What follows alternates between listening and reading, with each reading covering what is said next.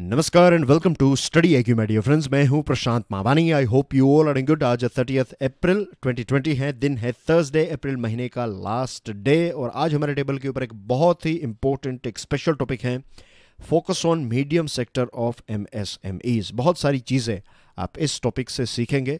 उसके बाद कुछ न्यूज़ आइटम्स हैं जिसको हम विस्तार से समझने की कोशिश करेंगे। आगे बढ़े उससे पहले डियर फ्रेंड्स, मैं आप सभी को हमारे स्मार्ट कोर्स से इंट्रोड्यूस करना चाहता हूं। स्मार्ट कोर्स को भारत की बेस्ट फैकल्टीज़ ने डिज़ाइन किया है।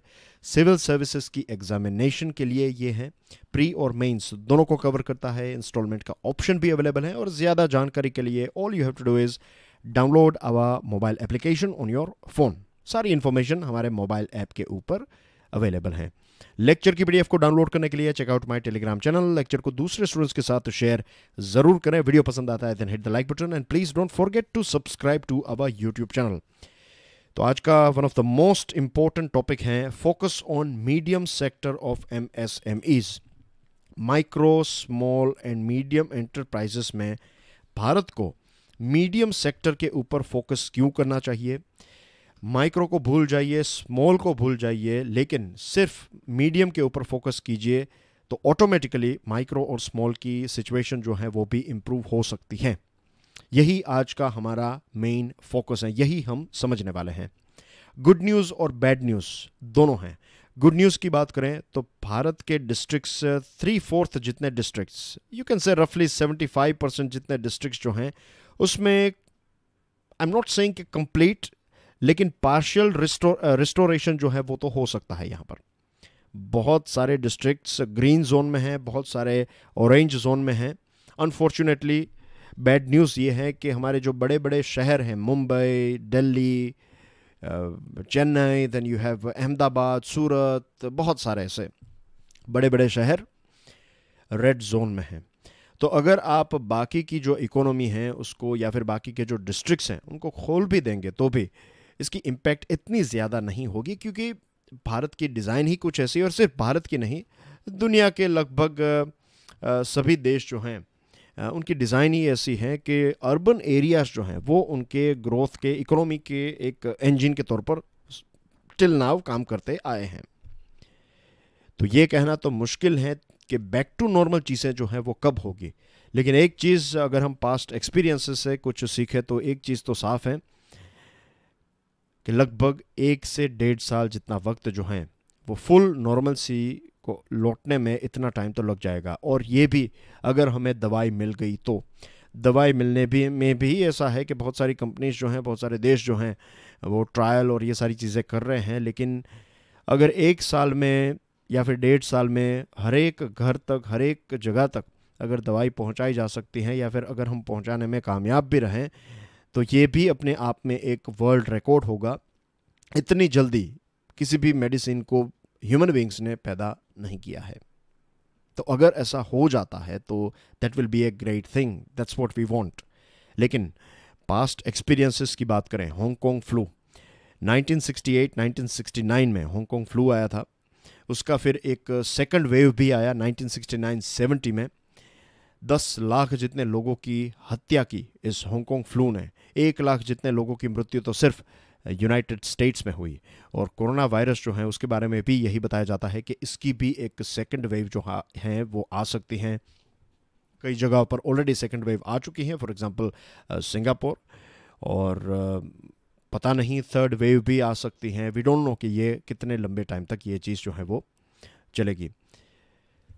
ये पूरा कोरोना वायरस का जो एपिसोड है इससे भारत के बारे में एक बहुत ही इंटरेस्टिंग और इसी के साथ ये दुखद भी है कि हमारा देश जो है ये ख़ास करके बहुत ही वीक है। ख़ास करके हमारे देश में करोड़ों, लाखों करोड़ों लोग ऐसे हैं जो 1-2 दिन के लिए भी अगर उनकी इनकम बंद हो जाए तो उनके सर्वाइवल के चांसेस जो हैं एक बात जो है उनके सर्वाइवल तक पहुंच जाती है। अगर उनको कुछ लेट्स से 10 दिन 15 दिन तक अगर उनके पास कोई काम नहीं है तो फिर सिचुएशन ऐसी हो सकती है कि वो खाएंगे क्या, करेंगे क्या। और ऐसे लाखों करोड़ों लोग जो हैं उसके बारे में हमें कहीं ना कहीं हमें पता था कि अनऑर्गेनाइज्ड सेक्टर में वो काम करते हैं, लेकिन ऐसी सिचुएशन हो सकती है उसके बारे में कभी आई डोंट थिंक सो किसी ने कल्पना भी की थी। vulnerability of a very large proportion of Indian population to a disruption in economic activity। ये भारत की सबसे बड़ी एक वीकनेस जो हमें पता चली है, शायद हमें पता थी लेकिन हमने प्रैक्टिकली इसको एक्सपीरियंस किया है शायद पहली बार। दूसरी एक वीकनेस जो है हमारे देश की, और ये एक बहुत ही इंपॉर्टेंट पॉइंट मैं आपके साथ शेयर कर रहा हूं, वो ये है कि हर एक सेक्टर में आपको देखने को मिलेगा कि हमारे देश में बहुत सारी कंपनीज, बहुत सारे ऐसे यूनिट्स हैं जिनकी साइज बहुत ही छोटी है। एग्रीकल्चर की बात करें तो एग्रीकल्चर में 48% ज़मीन जो है उसके मालिक जो है, उनके पास जो ज़मीन है 48% जितनी ज़मीन जो है उसकी साइज़ ½ हेक्टर से भी कम है। 48%, रफली समझने के लिए यू कैन से 50% जितनी हमारी जो ज़मीन है उसके जो मालिक हैं उनके पास कितनी ज़मीन है, ½ हेक्टर से भी छोटी ज़मीन है। तो क्या एक इतने छोटे टुकड़े पर एक एवरेज फैमिली जिसमें 5 मेंबर हैं वो सरवाइव कर पाते हैं या फिर कर पाएंगे? Of course no. पता चला एक बहुत बड़ी वीकनेस के बारे में कि हर एक क्षेत्र में, हर एक सेक्टर में छोटे छोटे यूनिट्स हैं हमारे यहाँ पर, and this is a big problem for us.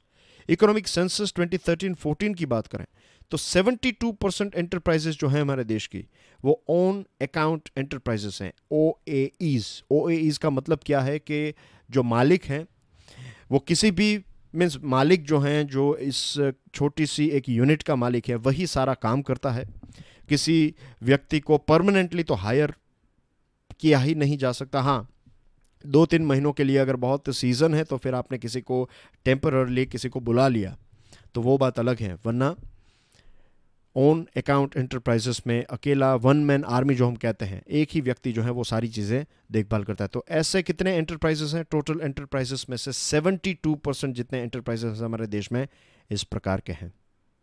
Again, क्या ये एक फैमिली ऑफ 5 को एक अच्छी लाइफ दे पाएंगे? अच्छी इन द सेंस एक prosperous, economically sound, financially sound life दे पाएंगे? Of course the answer is no. Periodic labour force survey PLFS का कहना यह है कि 9% जितने हमारे देश के लोग जो हैं वो वे सारी कंपनीज में काम करते हैं, उन एंटरप्राइजेस में काम करते हैं जहाँ पर 20 या फिर उससे ज़्यादा लोग काम करते हों। यू कैन से मीडियम से भी छोटी, राइट? मीडियम में तो 50 से 200 जितने लोग जो हैं वो मीडियम एंटरप्राइज में आएंगे। तो कह सकते हैं कि स्मॉल एंटरप्राइजेस में 9% जितने, लेकिन ये 72% के मुकाबले ये 9% जो है उनकी रीजनेबल इनकम जो है वो थोड़ी ज़्यादा होगी। थोड़ी बहुत स्टेबिलिटी आपको देखने को भी यहाँ पर मिलेगी, लेकिन इतनी भी नहीं कि एक फैमिली के 5 मीन्स एक फैमिली ऑफ 5 जो है वो सर्वाइव कर पाएगा, लेकिन कोई लग्जरी नहीं होगी। तो ये भी चीज़ आपको ध्यान में रखनी है। 400 मिलियन वर्कर्स हमारे देश के जो हैं, आपको पता है कि हमारे देश की वर्कफोर्स जो है वो है 500 मिलियन। पिछले कई दिनों से हमने इस आंकड़े को देखा है। तो 400 मिलियन वर्कर्स जो हैं या तो स्मॉल एंटरप्राइजेस में या फिर एग्रीकल्चर में काम करते हैं, और उनकी हालत जो है, उनकी सिचुएशन जो है वो हमें पता है। नॉर्मल टाइम्स में भी बैंक्स इनको लोन नहीं देती, और क्यों दे? क्योंकि कितने सारे बिजनेसेस हैं, इनकी क्रेडिट वर्थीनेस को चेक करने के लिए आपको कितना खर्च करना पड़ेगा। अगर एक 50,000 की लोन देनी है तो इनकी क्रेडिट वर्थीनेस को चेक करने के लिए भी बैंक के 2-3 हज़ार रुपये खर्च हो जाएंगे। फिर उनका ध्यान रखना कि उनका प्रॉफिट हो रहा है, नुकसान हो रहा है, क्या चीज़ है। तो इससे बेटर है कि बैंक जो है वो भी प्रॉफिट करती है, बैंक को भी सर्वाइव होना है, तो फिर बैंक्स जो है वो नॉर्मल टाइम्स में भी उन सारे बिजनेसेस को देगी पैसे जिनकी हेल्थ जो है, फाइनेंशियल हेल्थ जो है वो अच्छी है, मीडियम या फिर लार्ज एंटरप्राइजेस को। अप्रैल 2015 जब मुद्रा को लॉन्च किया गया, और 2015 से 2019 तक अगर देखें तो गवर्नमेंट ने 10.24 ट्रिलियन रुपीस डिस्बर्स किए हैं। 10.24 ट्रिलियन रुपीस, और ये कितने अकाउंट्स में गए हैं? 208.4 मिलियन अकाउंट्स में। अगर आप इसको डिवाइड करें तो रफली फिगर निकलता है कुछ 50,000 रुपीस पर अकाउंट। ये बेसिकली छोटे छोटे बिजनेसेस को गवर्नमेंट ने ऑन एन एवरेज 50,000 रुपये दिए हैं। इस 50,000 रुपये से वो क्या कोई नया एम्पायर खड़ा कर पाएंगे? Of course no. तो आप यहाँ पर कितने भी पैसे इंजेक्ट करेंगे, it's not going to be enough. तो बेस्ट तरीका ये है, एक रास्ता इसका ये निकल सकता है कि हम मीडियम साइज एंटरप्राइजेस, जहाँ पर 50 से लेकर 200 जितने लोग जो काम करते हैं, तो ऐसी एंटरप्राइजेस हमारे देश में लगभग एंडेंजर्ड स्पीसीज की तरह हो चुकी हैं। इसके ऊपर इतना ज़्यादा फोकस नहीं किया जाता क्योंकि ज़्यादातर लोग जो हैं वो ये छोटे छोटे बिजनेसेस में या फिर जो एंटरप्राइजेस में काम कर रहे हैं, as you know now, right.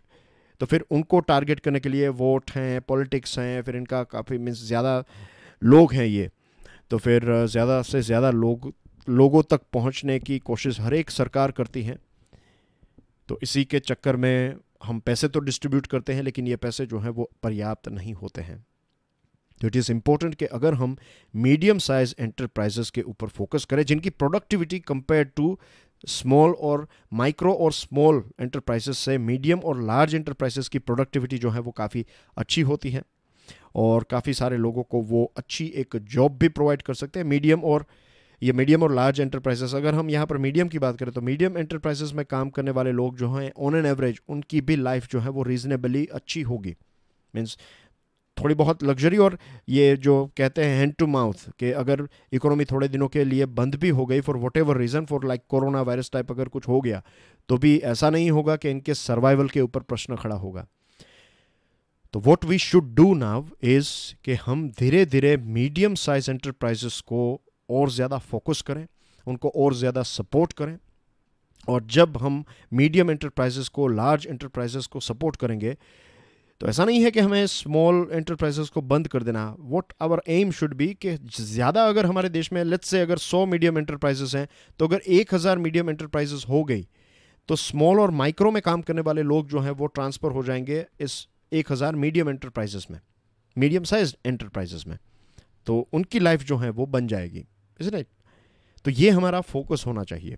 और साइड बाय साइड जो भी छोटी छोटी माइक्रो और स्मॉल इंडस्ट्रीज जो भी हैं, सेक्टर्स जो हैं, वो भी जब आप देखेंगे लार्ज और मीडियम एंटरप्राइजेस जहाँ जहाँ पर जिन जिन पॉकेट्स में, जिन जिन देशों में, जिन जिन इकोनॉमीज़ में इनका ग्रोथ हुआ है, तो side by side small and micro जो एंटरप्राइजेस हैं वो भी साइड बाय साइड ज़्यादा प्रोडक्टिव और ज़्यादा प्रॉफिटेबल हुई है। तो ये हमारा फोकस जो है वो होना चाहिए। तो यही था आज का हमारा एक स्पेशल टॉपिक। न्यूज़ आइटम्स की बात करें डियर फ्रेंड्स, तो आपकी स्क्रीन के ऊपर NR नारायण मूर्ति साहब, इन्फोसिस के जो फाउंडर हैं, उनका काफ़ी टू द पॉइंट, डायरेक्टली लगता है कि दिल से उन्होंने बात की है। उन्होंने ये बताया है कि अगर लॉकडाउन ज़्यादा रहा तो कोरोना वायरस से ज़्यादा लोग भूखे रहने से, भूखमरी की वजह से हमारे देश में ज़्यादा लोगों की मृत्यु हो सकती है। उन्होंने ये बताया कि हमें कोरोना वायरस को एक्सेप्ट करना होगा, ये एक ऐसी चीज़ है जो हमारे साथ रहेगी, और जो हेल्थी लोग हैं उनको जल्द से जल्द हमें back to normal, return to work करना होगा। कोरोना वायरस के बारे में उन्होंने ये भी बताया कि इसकी मोर्टालिटी रेट जो है भारत में 0.25 से लेकर 0.5% है, और हमारे देश में हर साल 9 मिलियन लोगों की मृत्यु होती है, राइट। 9 मिलियन यानी कि we are talking about 90 lakh, 1 crore लोगों की मृत्यु होती है, और हर for whatever different reasons की वजह से। तो ऐसे देश में अगर 1000 लोगों की मृत्यु होती है तो that's not a big thing, इससे हमें घबराना नहीं चाहिए। ऑफ कोर्स उनका स्टेटमेंट जो है वो काफ़ी तीखा है, काफ़ी कई लोगों को ये रफ भी लग सकता है, लेकिन उनकी बात भी लॉजिकल है, हम इग्नोर इसको नहीं कर सकते। मूर्ति साहब ने भी आंकड़ा दिया है कि इनफॉर्मल अनऑर्गेनाइज्ड सेक्टर में 190 मिलियन जितने इंडियंस जो हैं वो काम करते हैं, और उनकी इकोनॉमिकल सिचुएशन जो है वो काफ़ी ख़राब हो जाएगी, इनफैक्ट ख़राब हो चुकी है। बिजनेस की बात करें तो 15 से 20% जितना रेवेन्यू जो है इसका लॉस हुआ है, तो गवर्नमेंट के टैक्स कलेक्शन में, GST कलेक्शन में भी इसकी इम्पैक्ट हमें देखने को मिलेगी। इंटरनेशनल मॉनेटरी फंड के मुताबिक भारत का इस साल का ग्रोथ जो है वो 1.9% से हो सकता है। उन्होंने ये भी सजेशन दिया है कि ऑफिस में पहले जो काम करते थे उस प्रकार से नहीं, लेकिन शिफ्ट्स में बांट दीजिए, एक साथ सभी को मत बुलाइए, 3 शिफ्ट्स कर दीजिए कि लोग जो हैं वो, अगर आपके वहाँ पर 24 लोग काम करते हैं तो 8-8 घंटों की आप 3 शिफ्ट्स कर दीजिए, राइट। तो कम एक साथ 24 नहीं, लेकिन 8 लोग जो हैं वो आपके वहाँ पर अराउंड द क्लॉक काम करेंगे, और आपका काम जो है वो चलता जाएगा, और सोशल डिस्टेंसिंग के नॉर्म्स को भी हम मेंटेन कर पाएंगे। MSMEs की बात करें तो एक छोटी सी न्यूज़ आइटम है। बैंक्स का कहना ये है कि अगर एडिशनल टॉपअप लोन वो MSMEs को देते हैं तो गवर्नमेंट की एक गारंटी होनी चाहिए। गवर्नमेंट अगर MSMEs वापस पैसे ना पे कर पाए तो क्या गवर्नमेंट हमें वो पैसे देगी, तो ये गारंटी हमें चाहिए, ऐसा बैंकर्स का कहना है। और इसको लेकर नेगोशिएशंस जो हैं वो चल रहे हैं। सॉवरेन लॉस गारंटी, सॉवरेन यानी कि गवर्नमेंट अगर एक बार गारंटी दे देगी बैंक्स को कि हाँ, अगर लेट्स से आपने 10 लाख दिए किसी को, गवर्नमेंट की गारंटी है, अगर उस व्यक्ति ने, उस पार्टी ने पैसा नहीं दिया तो फिर गवर्नमेंट आपको पैसे दे देगी। तो ये अगर दिया जाएगा तो फिर बैंक के ऊपर जो एक प्रेशर है वो कम हो जाएगा, और ये एक चीज़ को लेकर काफ़ी टफ नेगोशिएशंस हो रहे हैं। अब देखते हैं आगे क्या होता है। रेस्टोरेंट्स की बात करें तो एक इम्पोर्टेंट आंकड़ा है, लॉकडाउन से पहले हमारे देश में रेस्टोरेंट बिजनेस का टर्नओवर था 4 लाख करोड़ रुपए, और रफली 7 मिलियन जितने लोग जो हैं वो रेस्टोरेंट बिजनेस में काम करते हैं, और आई थिंक उससे भी ज़्यादा होंगे अगर हम जो स्ट्रीट फूड है उसको भी अगर कैलकुलेट करें तो आई थिंक 8 मिलियन 9 मिलियन तक भी आंकड़ा जो है वो पहुंच सकता है। अब दुखद बात यह है कि लगभग 40% जितने, 10 में से 4 रेस्टोरेंट जो हैं वो परमानेंटली बंद हो सकते हैं। रेस्टोरेंट अगर खुल भी जाएंगे तो वहाँ पर आई डोंट थिंक सो लोग खाना खाने के लिए पहले जो हम जाते थे उस प्रकार से जाएंगे, क्योंकि एक भय भी लगेगा, सोशल डिस्टेंसिंग मेंटेन करना है, फिर फूड की क्वालिटी के ऊपर भी प्रश्न हो सकते हैं। बहुत सारे लोगों को डर भी लगेगा कि कोरोना वायरस होगा, अगर ऐसे ही बाहर निकले तो फिर कौन ऐसा फैमिली होगा जो 2000, 3000, 5000 जो भी अलग अलग लोग अलग अलग टाइप के रेस्टोरेंट्स में जाते हैं, तो let's say on an average अगर 5 लोग खाना खाने के लिए जाते हैं तो 1000-1500 रुपये जो हैं एक छोटे से सेंटर में ईजिली हो सकते हैं आजकल। तो इतने पैसे भी एक फैमिली क्यों खर्च करें, राइट? उन पैसों से वो अपने घर के लिए दूध और ये सारी चीज़ें खरीद लेंगे, क्योंकि बहुत सारे लोगों की इनकम इम्पैक्ट होगी, तो बहुत आगे चलकर और ज़्यादा नुकसान जो है वो रेस्टोरेंट बिजनेस का हो सकता है, और बहुत सारे लोगों की जॉब जो है वो खतरे में आ सकती है। और लास्ट टॉपिक है ताइवान के साथ जुड़ा हुआ फॉरेन डायरेक्ट इन्वेस्टमेंट को लेकर। कुछ दिनों पहले हमने डिस्कशन की थी, खास करके जो अपॉर्चुनिस्टिक टेक ओवर में सबसे बड़ा खतरा ये रहता है कि चाइना में पता ही नहीं चलता कौन सी कंपनी जो है वो गवर्नमेंट की है और कौन सी कंपनी जो है वो प्राइवेट है। कई बार लगता है कि प्राइवेट कंपनी है, लेकिन बहुत ही डीप रूट्स उसके जो हैं वो गवर्नमेंट के साथ जुड़े हुए होते हैं, तो सिक्योरिटी के थ्रेट हो सकते हैं। फिर धीरे धीरे अगर इनके पास पैसे हैं, चाइना के पास पैसे हैं, वी ऑल नो दैट, तो फिर यही पैसे जो हैं इसका उपयोग चाइना इस प्रकार से कर सकता है कि जितनी अलग अलग देशों की कंपनीज फ़िलहाल उनकी वैल्यू लॉकडाउन की वजह से कम हुई है, तो इनको फ़िलहाल ख़रीद लीजिए, कम पैसों में ख़रीद लीजिए और धीरे धीरे टेक ओवर कर लीजिए, तो गवर्नमेंट का पेनिट्रेशन यहाँ पर हो सकता है। तो ये सारी चीज़ों को लेकर भारत सरकार ने FDI के रूल्स एंड रेगुलेशंस को चेंज किया है। खास करके चाइना से अगर कोई इन्वेस्टमेंट आएगा या फिर कोई भी इन्वेस्टमेंट जिसमें बीच में भी अगर कहीं पर चाइना है, तो फिर उसकी स्क्रूटिनी होगी और उसी के बाद अलाउ किया जाएगा, गवर्नमेंट से परमिशन लेनी पड़ेगी। तो प्रश्न ये है कि क्या ताइवान से भी अगर पैसे आएंगे तो उसकी भी इसी प्रकार से स्क्रूटिनी होगी? ताइवान और चाइना के बीच में एक इश्यू चल रहा है। चाइना का कहना यह है कि ताइवान जो है वो चाइना का पार्ट है, ताइवान का कहना यह है कि हम इंडिपेंडेंट कंट्री हैं, हम चाइना का पार्ट नहीं हैं। भारत ने फ़िलहाल ताइवान को एक सॉवरेन स्टेटस यानी कि एक अलग देश नहीं माना है। हम अलग नहीं मानते, इसका मतलब ये भी है कि हम यही मानते हैं कि चाइना का ही पार्ट है ये ताइवान।